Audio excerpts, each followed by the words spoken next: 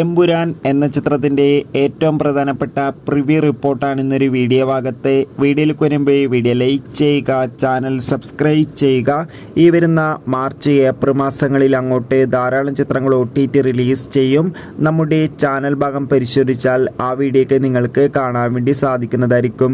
പൃഥ്വിരാജിൻ്റെ സംവിധാനത്തിൽ മോഹൻലാൽ, ടൊവിനോ തോമസ്, മഞ്ജു വാര്യർ എന്നൊക്കെ പ്രധാന കഥാപാത്രങ്ങളായി ഇനി വരാൻ പോകുന്ന വമ്പൻ ചിത്രമാണ് എമ്പുരാൻ.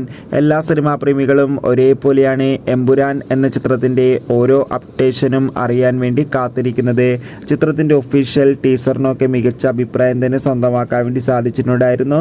ഇപ്പോൾ ചിത്രത്തിൻ്റെ ആദ്യ റെസ്പോൺസ് വന്നിരിക്കുകയാണ്. അതായത് ചിത്രത്തിൻ്റെ സെൻസറിംഗ് റിപ്പോർട്ടാണ് ആരാധകർക്ക് മുന്നിൽ പുറത്തുവന്നിരിക്കുന്നത്.